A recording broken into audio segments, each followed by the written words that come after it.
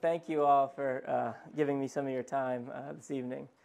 Yeah, I have a lot of unpopular opinions, but the chain restaurant one is one of the more unpopular. And I don't get it because there's a reason they became chains. It was because they were good, right? So I don't understand why more people don't see it. But that's not the topic today. So I believe the title of the talk today was My Favorite Argument for God.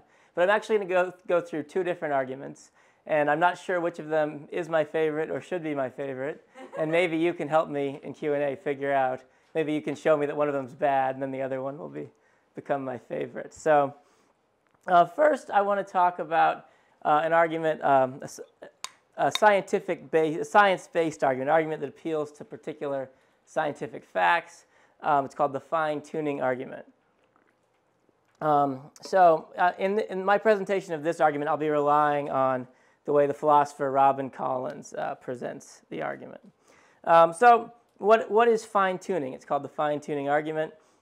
So to say that the universe is fine-tuned is to say that the universe has certain features such that had it had only very slightly different features from those, biological life would have been impossible. So to claim the universe is fine-tuned is to say that we're sort of on the knife's edge, right? If things were only very slightly different than they are, we couldn't have had life like us. We couldn't have had biological life. We couldn't have had humans or frogs or anything like that. So there are many examples that physicists and philosophers talk about of fine-tuning, so I'll just give you a few that Robin Collins appeals to.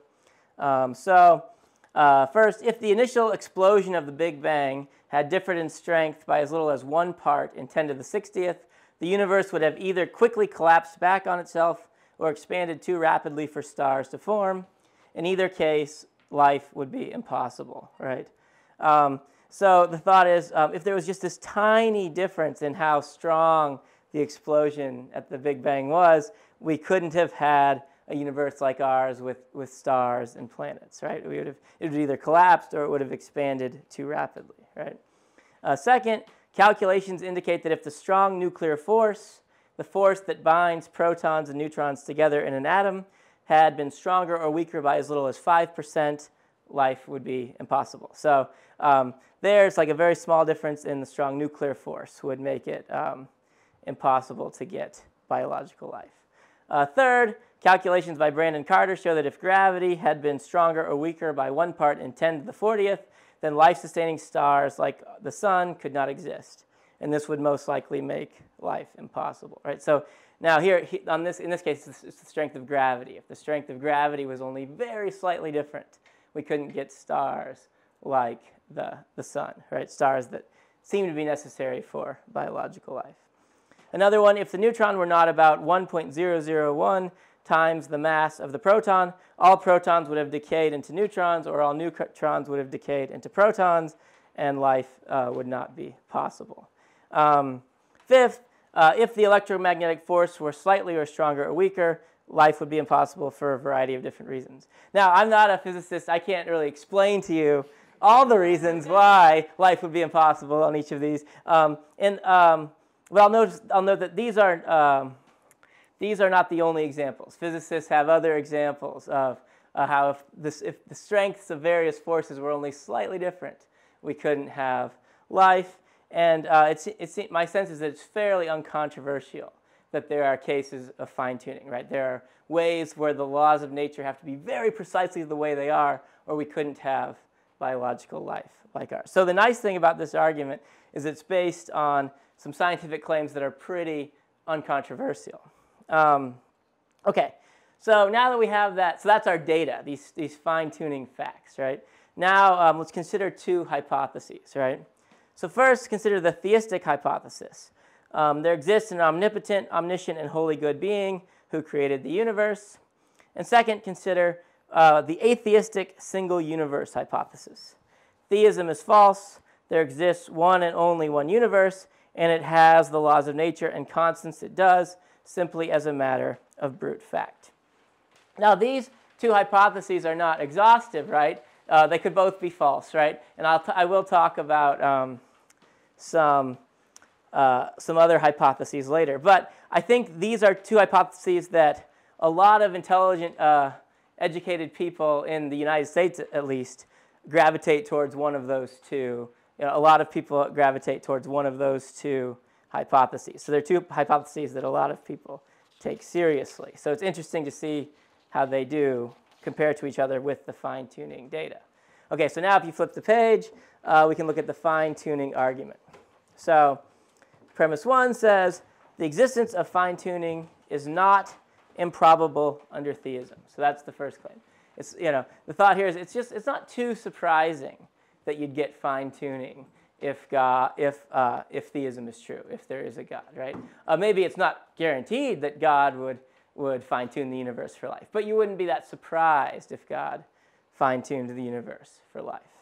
But on the other hand, premise 2 says, but the existence of fine-tuning is very improbable under the atheistic single universe hypothesis, right? So it would be surprising if the laws of nature and the values of the strengths of the different forces are just fixed by brute chance and there's no deeper explanation. It would be really surprising that we got the perfect laws of nature to allow for life, right? We wouldn't expect that. You wouldn't expect to get laws that allow for biological life if there is no deeper explanation of why we have the laws of nature that we have. So the conclusion of the argument is the fine-tuning data provides strong evidence to favor the theistic hypothesis over the atheistic single universe hypothesis, right? So the thought is like, look, we have this fine-tuning data.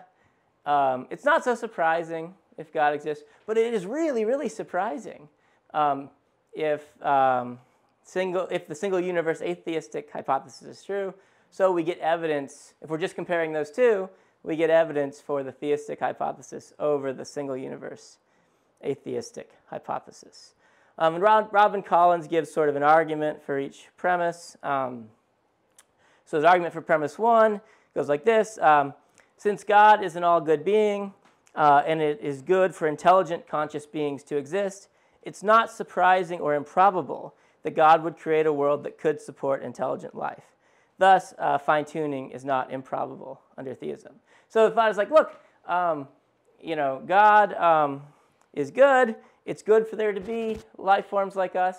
So it's not so surprising. God, can't guarantee it. God might have had other goals, but it's just not so surprising that God would want to create something like us and would use fine-tuning to do it.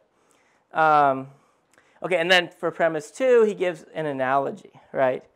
He says, one could think of the initial conditions of the universe and the fundamental parameters of physics as a dartboard that fills the whole galaxy, and the conditions necessary for life to exist as one small, 1-foot-wide target. Unless the dart hits the target, life would be impossible. The fact that the dials are perfectly set, or the dart has hit the target, strongly suggests that someone set the dials or aimed the dart, for it seems enormously improbable that such a coincidence would happen by chance. So if you think of a galaxy-sized dartboard, and you think of the narrow window we need the laws of nature to be in to get life, it would be really surprising if we just happened to get the dart to hit that 1 foot square in a galaxy-sized dartboard, right? That's very unlikely to happen by chance. So it's very unlikely that we get the perfect laws of nature just by chance. So I hope that gives you a feel for that argument. There are many objections that philosophers love to object to things, right? So there are many objections, and I'm happy to talk about lots of them in Q&A if you want to bring them up. I'll mention what is probably the most prominent objection. The most prominent objection is to say, okay, yes, fine-tuning is evidence for theism compared to a single universe atheist view. But what about a multiverse, an atheistic multiverse, where not only is there one universe, but there are a great, great many universes? Well, then it wouldn't be so surprising that one of them ended up being fine-tuned for life, right?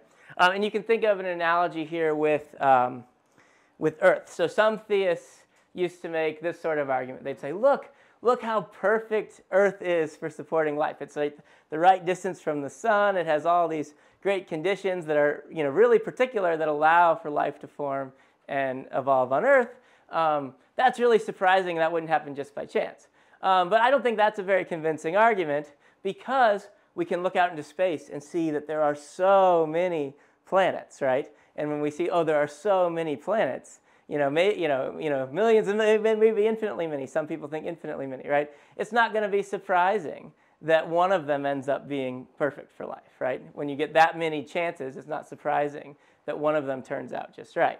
So the thought with the atheistic multiverse is similar. The thought is like, look, if you had a whole bunch of universes, it wouldn't be surprising that one of them turned out to be in the life-permitting range, even though that's a very small range, right? So I'll say a couple things about this. So the first one thing to note is that you need a very specific sort of multiverse for this objection to work. If you had a really big multiverse, but the laws of nature were the same in each universe, that wouldn't help at all. Because then we'd say, well, why are they on the perfect range in every single universe in this multiverse? It might be even more evidence for God, right, if we had that kind of multiverse. So what you would need is a multiverse where the laws of nature vary. Like things like the strength of gravity vary from universe to universe. And my understanding, again, I'm not a physicist, my understanding is there just isn't much good evidence for that kind of a multiverse that we have. Now, some people might say, well, fine-tuning itself is evidence for that kind of multiverse. They might say, look, I could infer that God exists, or I could infer that we live in a really big multiverse. And then, of course, we'd get a universe like ours once in a while. But I'm a little skeptical of that, that style of inference. So here's an analogy. Suppose I buy a lottery ticket, and I don't know how many of the rest of you bought a ticket. And I win. Shockingly, I win the lottery. Would it make sense for me to go, oh, I bet lots of people bought a ticket then? No, because that doesn't affect the odds of me winning, right? So similarly, you might think there being lots of other universes out there where someone that might fall into the life-permitting range has nothing to do with the odds of us being in the life-permitting range, right? That gets into some very complicated probability theory, but that's kind of the reason I'm a bit skeptical of that. So I guess the thought here is there isn't yet any good independent reason to believe in that kind of multiverse, and I don't think fine-tuning itself is a good reason to believe in that kind of multiverse. Okay, so that's an argument. I think, you may have a different reaction. I think it's a really good argument. I think it's very convincing. I've thought about this argument a lot. And, this was a few years ago. I think I was walking around outside James Blair, and I was just thinking, but this isn't the reason people believe in God. And it started bothering me because I was like, why did my grandma believe in God, right? She never heard about the fine-tuning argument, but I think she was probably rational in believing in God. And it wasn't because of anything scientific like this argument, right? So I started thinking, but is there a similar kind of reasoning that you can do without going into all the scientific details? And I kind of think there might be. So here's a simpler sort of argument. Think of all the way things could be. There are so many ways that things could be, right? And yet we got this. This is pretty incredible that we got, look around the room. There's a lot of interesting things happening here, right? Interesting people, right? I assume some of you are interesting, right? If you go outside, there are trees and flowers, and this is kind of interesting. All the stuff we have in our world, all these cool galaxies and stars and stuff.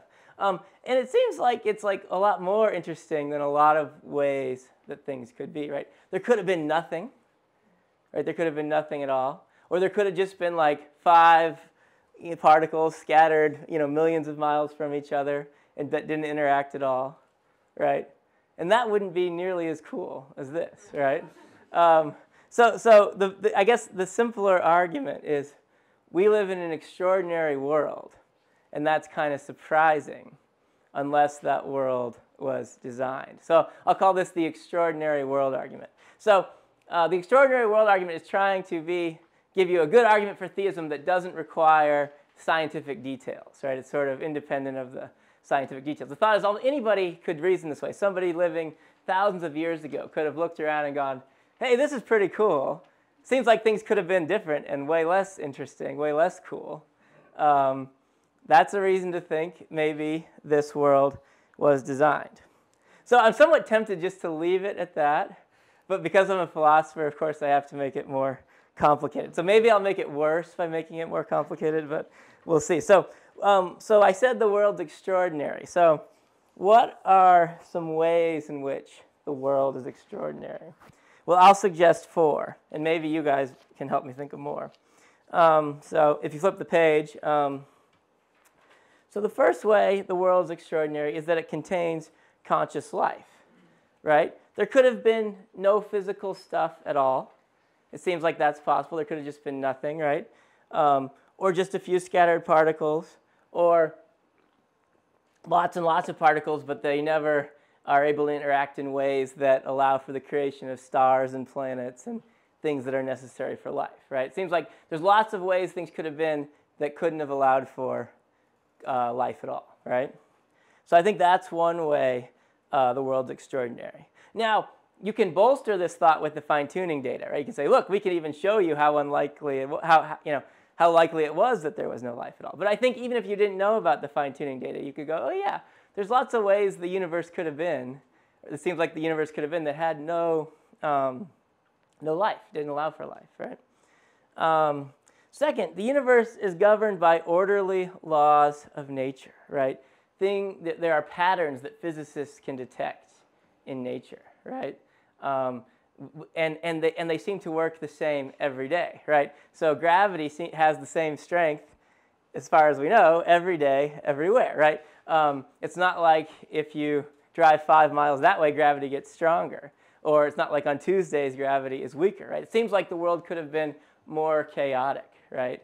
And yet we have these simple laws of nature where things, where these patterns that physicists can detect that govern our world, right? Things could have been much more chaotic. It could have just been that I took a step and suddenly flew off into space randomly. And the next day, gravity got stronger again, and I came crashing back down. But that's not the way it works. We have these very orderly laws of nature. Okay, so that's the second way I think things are sort of extraordinary. Third, most of the conscious beings we know of are able to form many true beliefs about reality, right? So I think that's true for you. I think that's even true for dogs and cats, right? They're able to form many true beliefs about reality. But this isn't guaranteed, right? We could have been living in a world where we were subject to comprehensive illusions, right? So, are you guys familiar with the movie The Matrix? So, okay, so that used to be everyone had seen that movie. Now some haven't, some haven't. But it's a movie where people are put into a situation where the computer is feeding them an illusion, but they think they're living in real life, but they're not, right? We could be in a situation. You could have been in a world where you were subject to comprehensive illusions. Maybe you were being tricked by a computer or by a demon or something, right? And yet we don't think that's the case for us, right? We think we're in contact with reality. I think there are really other people in this room. I don't believe I'm experiencing an illusion. And that's pretty cool. I can imagine lots of ways in which that doesn't happen, right? Now, and some physicists have worried that it's actually they've worried it's actually more likely that we be subject to an illusion than that we be in contact with reality. So there's this notion of the Boltzmann brain, right? So Boltzmann brains are an idea in physics where you might have a localized drop in entropy, and a human brain would form, and it would have memories just like yours. And it would remember. You would think, it lived on Earth and did all these things and talked to other people, but really it doesn't really have any friends. It doesn't really have a past. It may not have much of a future, right? It doesn't have all these things that we think that we have, right? And so some physicists have worried that on a lot of theories, there will actually turn out to be more Boltzmann brains than there will be people like us, right? So, but I don't think we're Boltzmann brains. I hope you guys agree with me. I think we're really here. I think we're really talking to each other, and that's kind of great, right? it's a much better situation to be in contact with reality. So that's another extraordinary feature of our world. We know a lot of stuff, and we're really talking to each other. We're not just isolated brains, right? Okay, and the fourth way, it's related. Human beings are able to know about a great deal about objective morality. So this one requires me to take a bit more of a I've been trying to make minimal assumptions. This requires a bit more of a controversial assumption. So I'm going to assume now that there's objective morality, which is there are moral facts that don't depend on what anybody thinks about them, right? So even if we all thought it was okay to torture cats, it would still be wrong to torture cats, right? Even if the cats themselves were like, yes, do it, it would still be wrong, right? So it's wrong independent of what anybody, maybe the cats are all self-hating or something, right?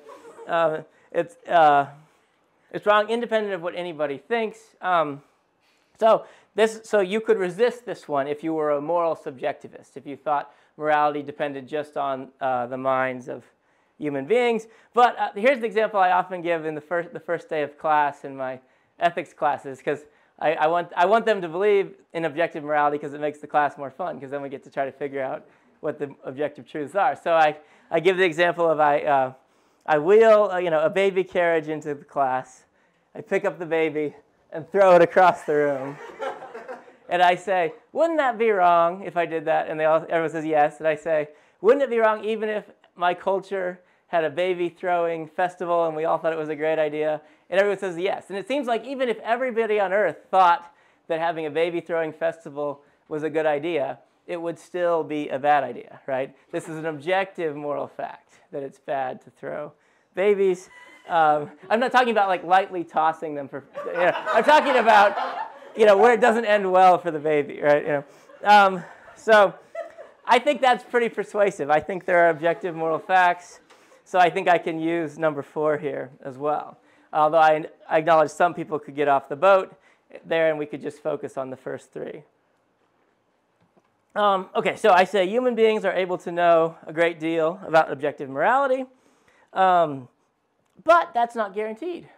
We could have evolved systematically false moral views, right? It could have turned out that the moral beliefs that helped our species survive and reproduce were not the true moral beliefs, right? It could have turned out that, I think Darwin said something like, if humans were like bees, mothers would all think it was their sacred duty to murder their daughters or something, right? So, if our species survival conditions were a bit different, we would have thought different things were good. If evolution is the whole story behind what produced our moral beliefs, right? So we could have been wrong, right?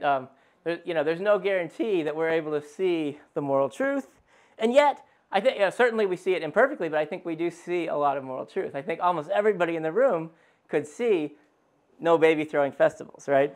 So that's a skill we have that's pretty extraordinary, and it could have easily not been the case.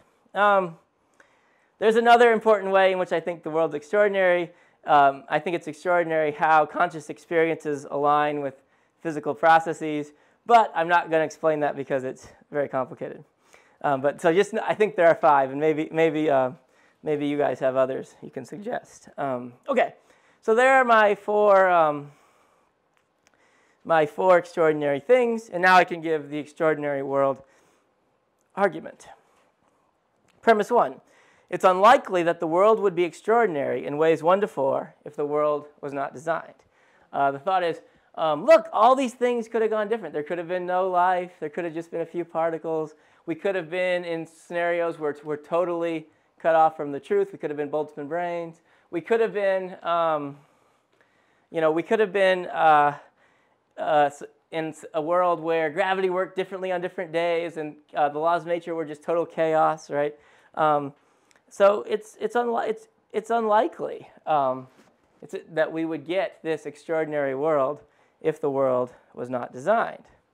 But premise 2, it's not unlikely that the world would be extraordinary in ways 1 to 4 if the world were designed by God. So now the claim is, 1 to 4 are the sort of things that might make sense for God to care about. God might want life. He might want us to have orderly laws of nature so we could make sense of the world. He might want us to be able to know things about the world. He might want us to be able to know things about morality. So it's just not as surprising that we'd get 1 through 4 if the world were designed by God. Therefore, the world being extraordinary in ways 1 to 4 is evidence that it was designed by God rather than undesigned. So again, I'm comparing two hypotheses. One is the world is designed by God. The other is that it was undesigned. It was not designed at all. And I say the world being extraordinary in those ways 1 to 4 is evidence that it was designed by God rather than undesigned. So that's the extraordinary world argument. So I like this argument. I think it's a good, I'm less confident in it than in the fine-tuning argument, but I think it's a good argument that doesn't rely as much on the details of science. I could cut out the bit about Boltzmann brains, and you would still get the idea, right? Okay. Now, of course, there are objections, so let's talk about some objections. So the first objection is, look, sometimes the world looks extraordinary in ways that seem to call for a designer, but we later learn that we don't need a designer to explain it. So some examples, take complex life or complex organs that are parts of life forms. Right? Theists used to say, look at the eye. It's so complicated. How could we have gotten the eye without God, right? But then we got evolutionary theory, and now it looks like we do have an alternative explanation of why we got this extraordinary thing, the eye, that might not require any kind of designer. Another example I already gave, which is, Earth looks so special, looks like the specialness of the conditions for life on Earth call for a designer, but then when you see how big the universe is, you might lose that sense, right? You might say, no, it wasn't so surprising we'd get one, right? So I have to grant the point, right? Sometimes these things turn out to be an illusion. Things look like they call for a designer, but they don't. I guess I'm just skeptical that 1 through 4 will be like that, right? So, take the laws of nature one for an example, right? If you don't have a designer, it's hard to see how, we'll get some deeper explanation of the laws of nature, like that make it seem like, of course there would be orderly laws of nature, right? I'm skeptical that we'll get some alternative explanation in the cases of 1 through 4. There is one sort of alternative explanation I can sort of envision. So suppose we got evidence like this. Suppose we got evidence that we live in a vast multiverse and that in lots of the universes, in a great deal of them, 1 through 4 don't obtain, right? Maybe there's lots of universes where people are in skeptical scenarios. There's lots of universes where there aren't orderly laws of nature. There's lots of universes with no life at all and just a few scattered particles. If I learned that was true, then I would have some doubt about this argument. Because that would be like learning that the universe was really big, and it's not so surprising that there would be life on Earth, right? So that's one way I could see it going. If I learned there was that kind of multiverse, that would give me some doubt about this argument. Although I might still find it kind of amazing that we got that really big multiverse. So maybe there'd still be some kind of argument there. I'm not sure what to say about that. But the other thing I want to say, I forgot to put this on the handout, but I think we have evidence against there being that kind of a multiverse, because that kind of multiverse predicts, oh yeah, it's, there's a good chance we'll be Boltzmann brains, or there's a good chance there'll be no life, right? Or lots of things like that. So it's sort of surprising that we're here in this kind of universe if most of the multiverse is full of lifeless worlds or worlds with chaotic laws. It's sort of unlikely that we would get this one if mostly things are different, right? So we actually have some evidence against that kind of a multiverse, I think. How am I on time? Am I okay? Yeah. Okay, great. 5 more minutes? Perfect. Okay. Okay, next objection. Why posit God rather than an imperfect designer? Right, so I say God wins over the no design hypothesis, but there are other design hypotheses, right? You could say, well, maybe the universe is designed by someone who just wanted really cool stuff. Wasn't particularly a good being, but just really liked cool stuff, and so we got lots of cool stuff, right? I think that's a good point, because those kind of designers also predict our evidence, right? They also predict that we'd get an extraordinary world. So I'll give a couple of responses here. So response one, I'd be happy to at least convince folks that the world was designed by somebody. And then we can start arguing about who or what that being is like. So I think it's progress, even if I just convince people there is a designer of the universe. And then we can say, now, is that designer good, or do they just like cool stuff, or like what are they up to, right? So I think I would be excited even if I just convinced you that there was a designer, right? But second, I do prefer the good designer hypothesis over the just likes cool stuff designer hypothesis. So here's a question. Why does the designer have the particular motives that he has, right? So if we're thinking of this designer as kind of like the explanation of everything else, right? We want to know, well, why does he have the motives that he has, right? If we say that he's a morally perfect designer, we can explain his motives, right? As a rational agent, he's motivated to act on objective reasons, right? And he knows about the objective moral reasons, so he's moved to act on them, right? You can say, look, it just comes out of the designer being rational, that he cares about what's objectively good because he has reasons to pursue what's objectively good. But suppose instead of caring about morality, he just cares about like interesting stuff, right? Then his preferences feel more arbitrary to me. Like, why does he care about that rather than something else, right? Why, or suppose the designer just wanted there to be lots of ham sandwiches, and that's why he created the universe, right? That could be, that theory predicts a universe like ours, right? Because our universe is conducive to there being ham sandwiches, right? But I have a big question about that theory. I'm like, why ham sandwiches, right? I don't get it. It feels arbitrary that that's the designer's preference. Whereas if the designer is trying to track morality, that feels less arbitrary to me. That feels like something a rational being would be inclined to do. So, I think there's something there. I think there's a reason to prefer a moral designer rather than just I want ham sandwich designer or something like that. Okay, so that's the second objection. Third objection, why posit a designer rather than axiarchism? So if you're not familiar with axiarchism, it's this view that the world exists and has the fundamental character that it does because it's good that such a world exists, right? So instead of appealing to an agent like God, it just says like a drive toward goodness explains the world, right? There's just this fundamental drive toward making things good that's impersonal, and that explains why the universe is the way that it is. Now, I think that view also predicts a universe like ours, right? Because, we'd expect an extraordinary world if there's this drive toward goodness, right? I have a couple of responses, though. So, one, you might think this leads to theism anyway. It would be good if God existed, you might think, right? It'd be great if there was a very powerful good being who cared about us. So maybe axiarchism would just lead to a God-like being anyway, right? And second, you might think, look, it's more plausible that an agent acts for a purpose than the purpose or aim brings about a result on its own. Like we have lots of, like with the agent we get the mechanism. Like suppose it's good for me to take a drink.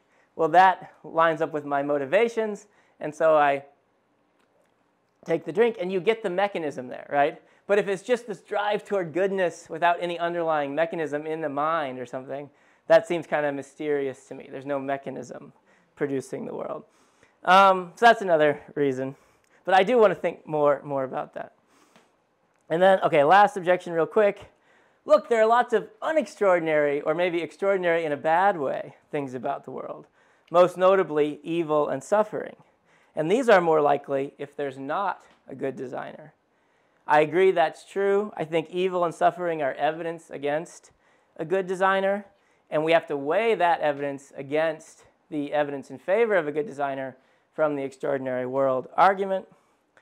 In my view, the extraordinary world argument provides stronger evidence. This is true in part because, one, we shouldn't be that surprised if God has reasons for allowing evil that we can't see. So like God, being much smarter than us, might have reasons to allow evil that we can't see.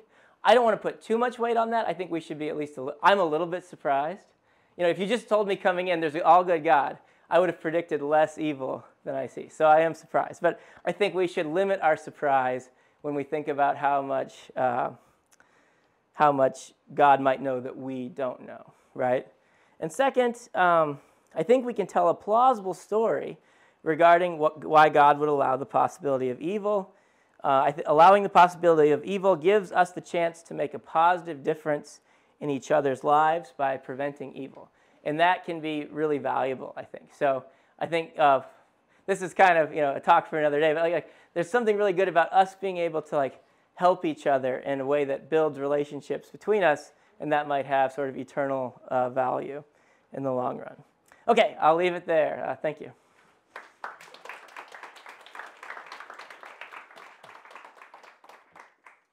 Thank you very much, Dr. Swenson. So we're going to have plenty of time for questions now. Just a couple quick ground rules. One, if those in the Zoom overflow could text in questions, please do that, and I might interject if it gets quiet in here. I don't know if it'll get quiet in here, but I'll do that.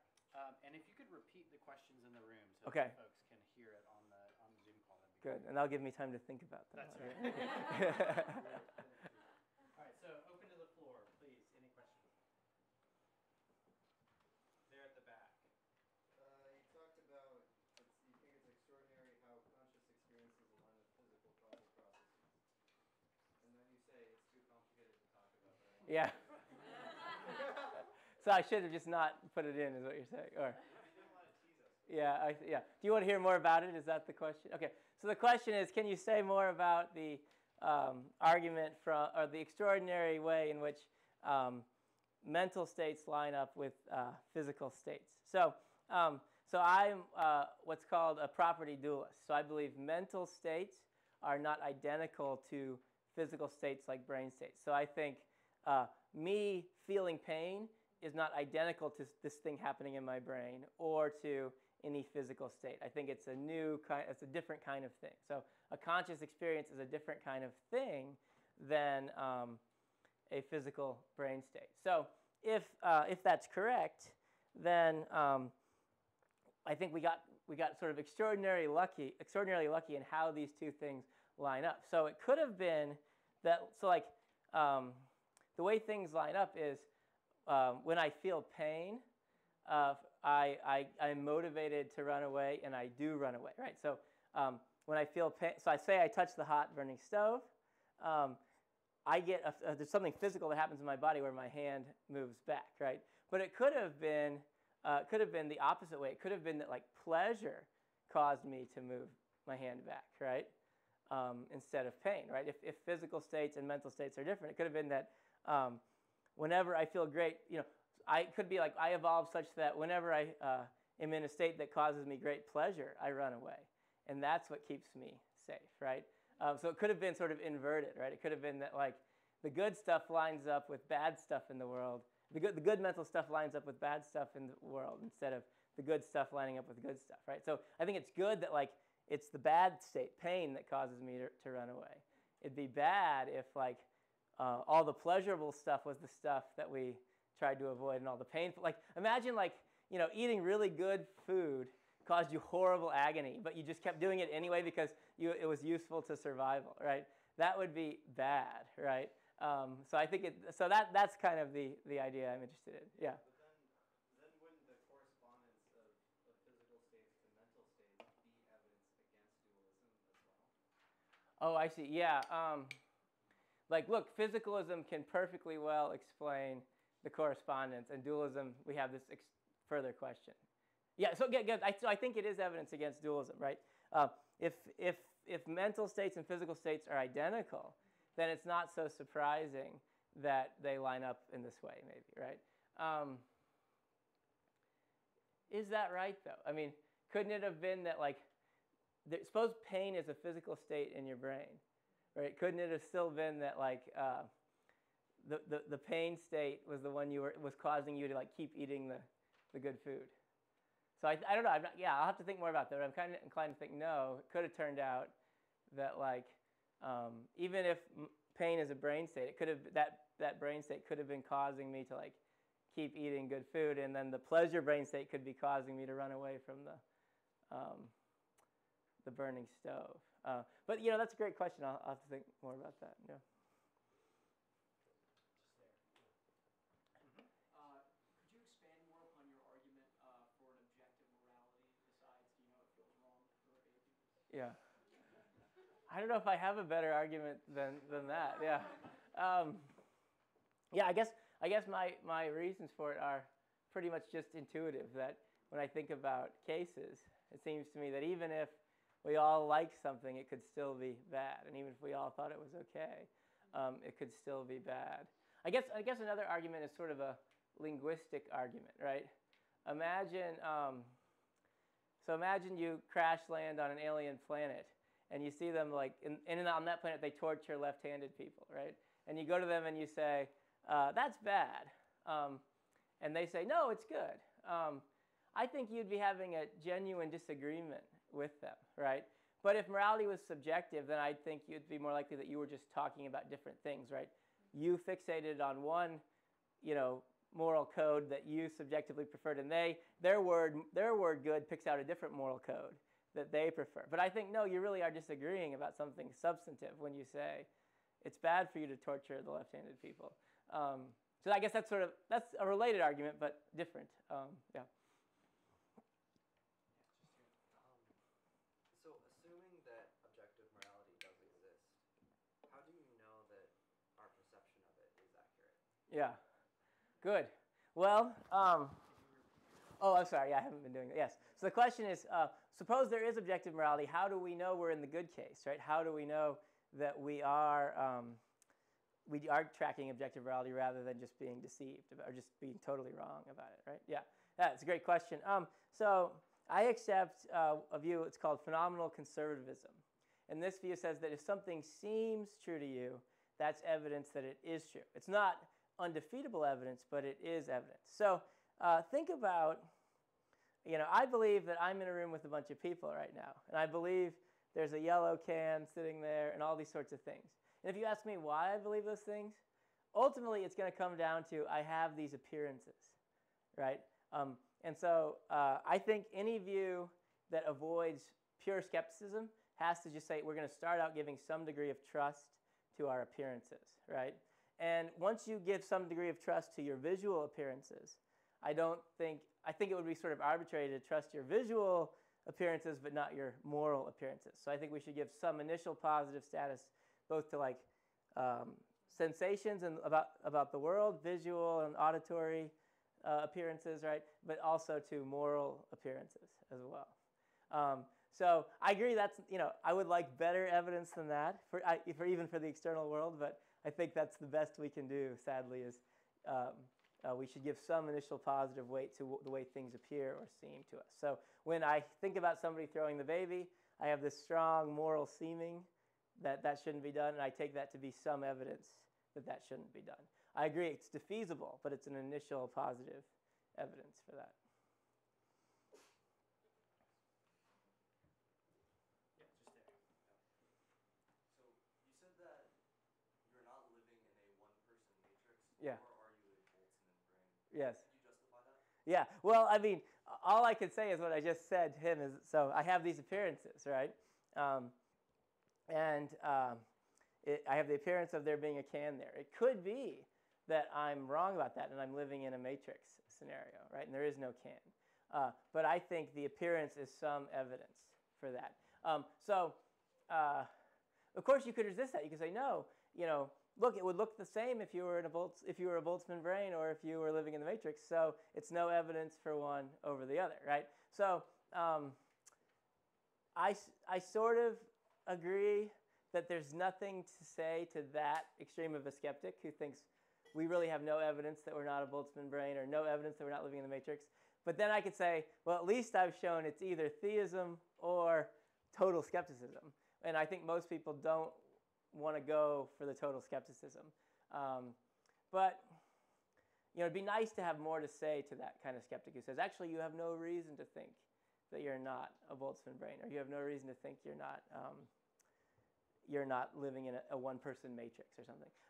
There is one argument I'm kind of interested in that's sort of an arbitrariness argument. So the skeptic, to get to make their skeptical argument, they have to rely on reasoning. Like they go, look, it would look the same, therefore you have no evidence, right? They're using reasoning. And I could say, well, look, if you're willing to come in, a philosopher named Thomas Reid, who I really like, made this argument. He says, look, if you're willing to come in trusting your reasoning skills, giving some initial positive weight to your reasoning, then you should also be willing to give some initial positive weight to perception. So I think we can say to the skeptic, you're being arbitrary by giving initial positive weight to your reasoning skills, but not to your perception. But then I can imagine an even more extreme skeptic who says, I'm not even making an argument. I just say nobody knows anything. And I don't really know what to say to them at that point, because then they're not being inconsistent. They're not even trusting their reasoning, right? But at least I can say, well, you don't have any argument against me, because you're agreeing you have no arguments. So I think we can get them into a corner, but they might be able to survive in that corner where they just say nobody knows anything, and I have no argument for that. And I don't know if I can convince that skeptic.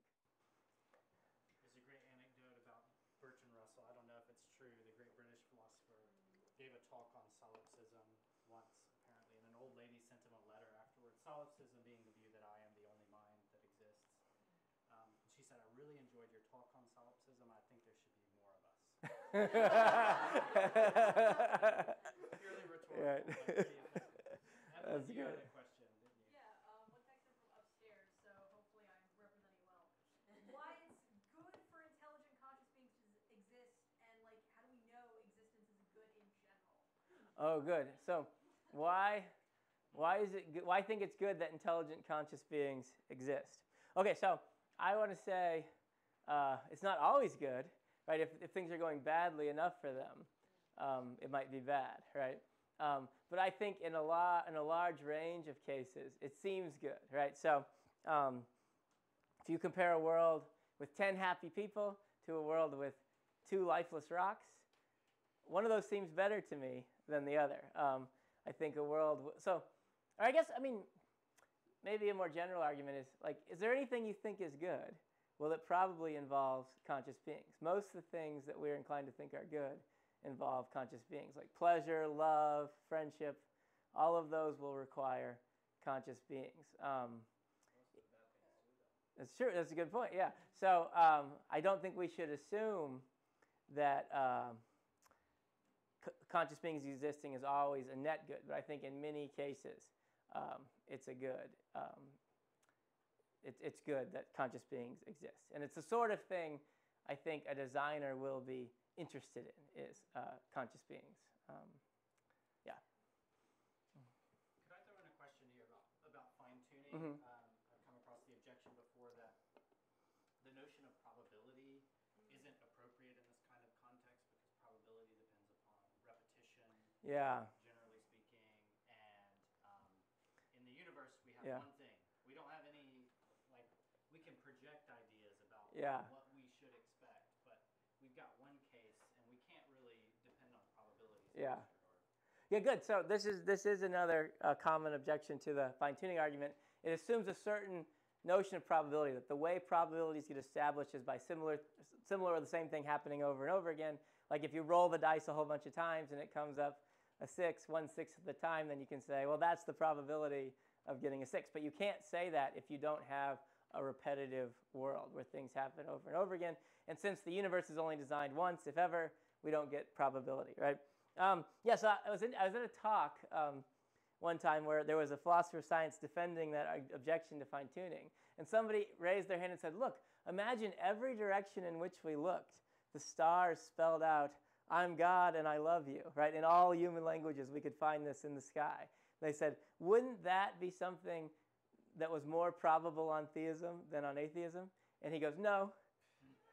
And I thought, well, you know what this really just shows is that that's the wrong view of probability, because obviously there are things that could happen that would give us evidence for a designer rather than not, right? If everywhere we looked, things were constantly spelling out, I'm God and I love you, right?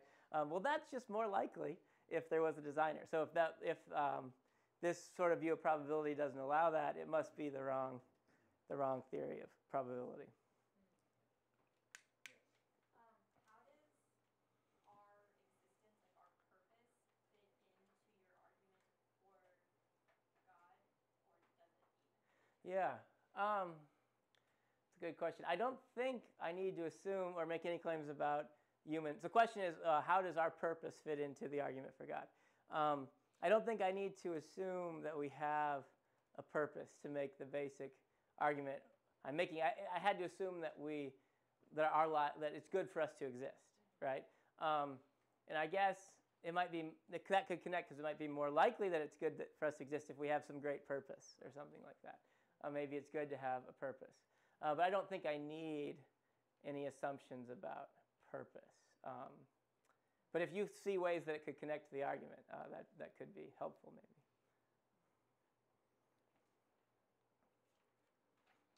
So I think we have one or two from upstairs. So there's this concern about, again, fine tuning. Is it irrelevant, the odds of our existence, or maybe to the odds of our existence, since everything had to be tuned this way for us to exist in the first place? So I think what's going on there is like, of course, there's nothing to be explained that's not already explained by us being here. Yeah. We could only ask this question if the universe were such that we should come to be. Oh, I see. Okay, yeah, good. Yeah, relevant good. So I think this is what's called the anthropic objection that says, look, you wouldn't be here to ask the question if you didn't exist, right? So how can fine tuning be evidence? How can your existence be evidence for something when you wouldn't be there to ask the question if you didn't exist, right? And I think that's just another mistake about probability. Our existence can be evidence for things. It can be surprising. So here's an example. Imagine you learn that half of the couples in your parents' generation had a condition that made them almost certainly infertile. And then you wonder, were my parents in the group that was almost certainly infertile or the group that wasn't? I think your existence is very good evidence that they were probably in the non-infertile group. Does that make sense? But notice you're using the fact that you came into existence as evidence for one hypothesis rather than another. So similarly, we can say, yeah, and it's true. If your parents had been in the infertile group, you probably wouldn't be here to ask the question, right? But still, you get evidence that they weren't in the infertile group from the fact that you exist. So similarly, if our universe wasn't fine-tuned, we wouldn't be here to ask the question. But we can still get evidence for one hypothesis rather than another from the fact that, that we exist and that we were in the fine-tuned universe.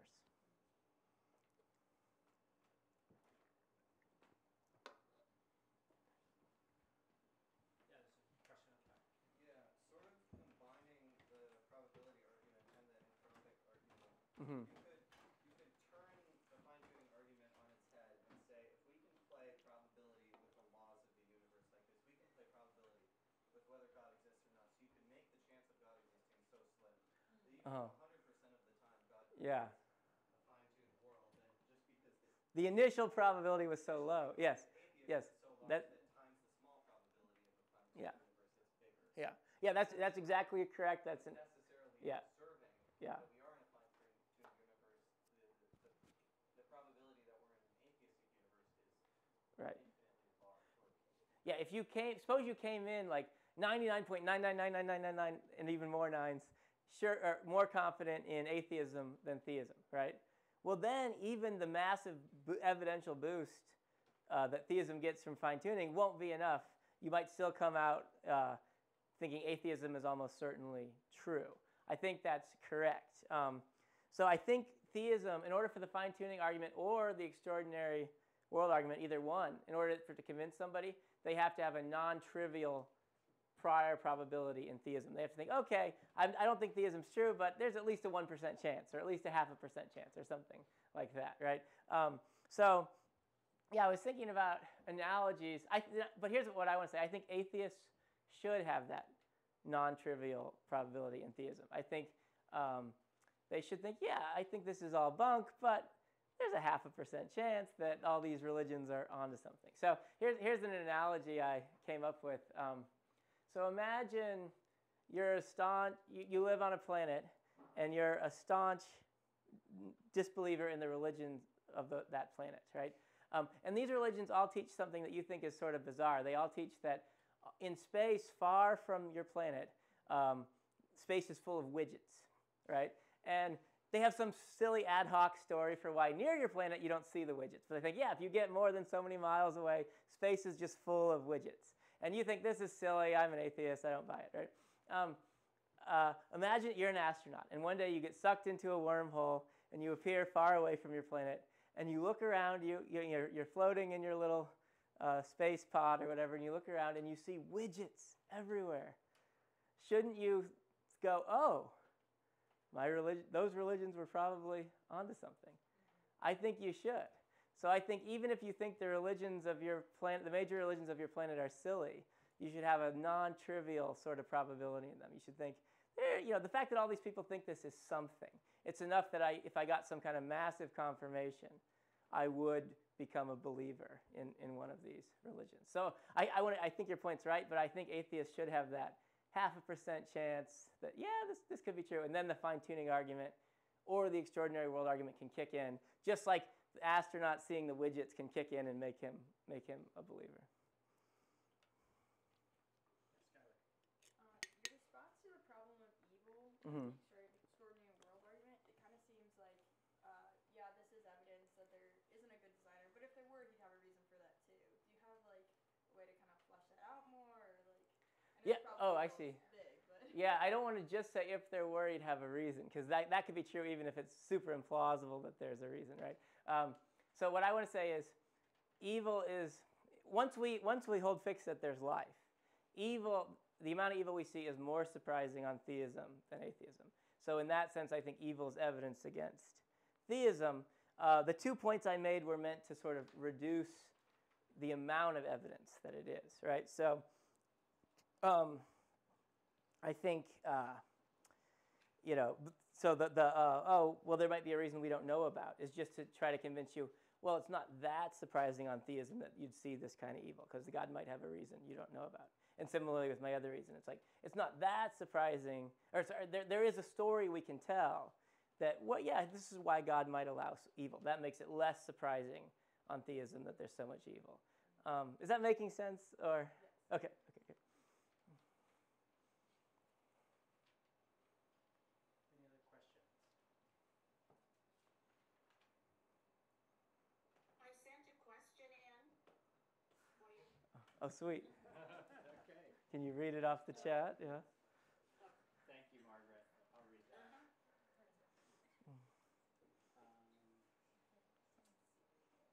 Yes. So she asked, do you need to insist that the Big Bang created all the necessary fine-tuning and laws of nature? Oh, good. So the question is, do I need to insist that the Big Bang created fine-tuning or the laws of nature? And I think the answer is no.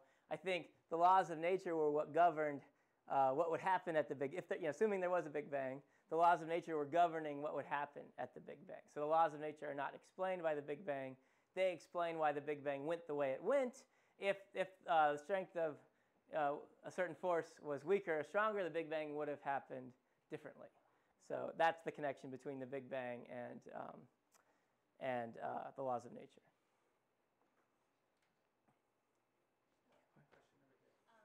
More of like a comment or a question, but I've always heard that the fact that we know that there's evil is actually proof that there's a God, because if we didn't have evil, like there's no moral objectivity, and so the fact that we know that there's evil actually proves that there's good, because there's a lack of that. Yeah, good. So I think that fits in with my fourth extraordinary way, right?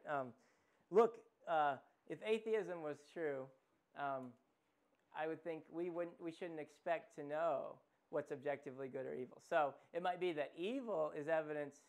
Again, once we hold fixed, we exist, there's life, we know about good and evil. Then you add in fact, and there is evil. That further fact is evidence against theism. But the fact that we know about evil is evidence know about good, evil, and can tell the difference between good and evil is evidence for theism. So I agree with you. I think the fact that we know, so I think the fact that somebody dies in a hurricane is evidence against theism. The fact that we know it's bad that they died in the hurricane is evidence for theism. Yeah. So I agree. Yeah, that's a great point. Here's one final question, maybe, and then we'll.